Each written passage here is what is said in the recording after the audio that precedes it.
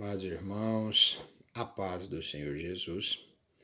Eu estava refletindo acerca de um assunto que eu tinha conversado com meu pai esses dias, e é um assunto deveras interessante, porque diz respeito à seguinte indagação: se Deus fosse exigir de nós uma santidade tão plena, nenhuma das pessoas se salvaria, porque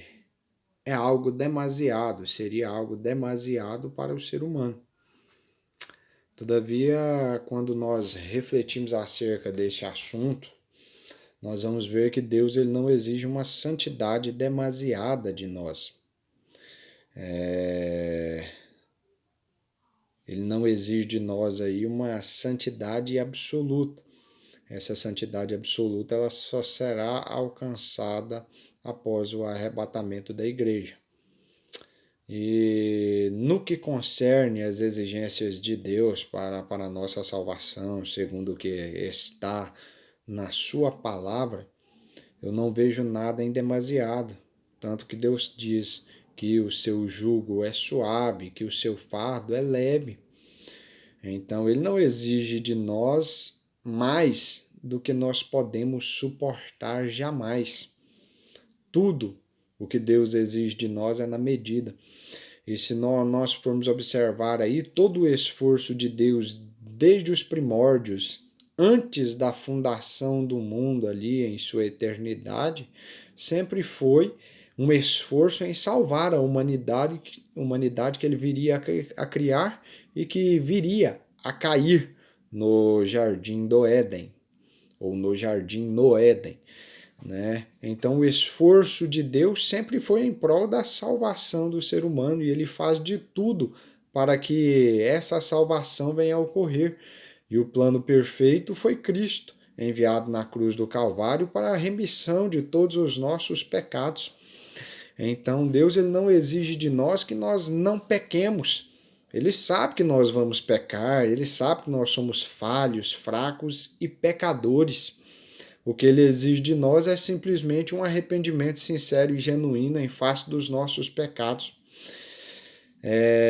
Então, o esforço de Deus ele é um esforço genuíno e um esforço amoroso para que todos venham a ser salvos. Todavia, nem todos serão salvos. Todavia, Deus não quer que ninguém se perca, mas que todos venham ao arrependimento, que todos venham ao conhecimento da verdade. Ele não exige de nós que nós não pequemos, mas um arrependimento sincero e genuíno, que não cauterizemos as nossas consciências no que concerne ao pecado. Então ele conhece as nossas fraquezas, ele conhece as nossas fragilidades, e para isso ele enviou o Espírito Santo de Deus também.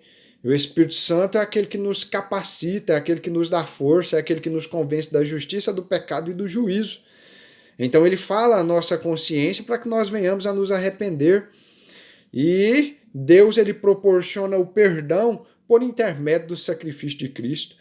A coisa é tão interessante que o pecado ele faz separação entre nós e o nosso Deus. E foi para isso que Cristo morreu, para que o pecado não mais nos separasse da nossa comunhão e intimidade com Deus. E em Cristo nós alcançamos o perdão dos nossos pecados.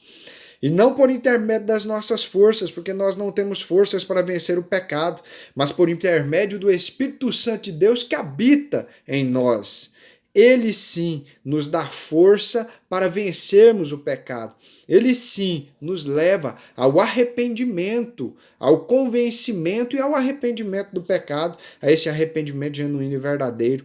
E os nossos pecados todos já foram perdoados em Cristo Jesus, na sua morte na cruz do Calvário.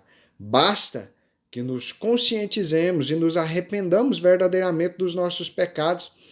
Então nós vemos aí com isso que Deus ele não exige de nós uma santidade plena, né? O que ele quer é que nós nos aproximemos de Cristo, que é a razão da nossa existência, que é a razão do perdão dos nossos pecados. Então que nós possamos compreender isso e nos aproximar de Cristo cada vez mais, porque Ele é o caminho, Ele é a verdade, Ele é a vida, Ele é a resposta para todas as coisas, para todas as nossas indagações. Tudo se resume em Cristo Jesus. Amém?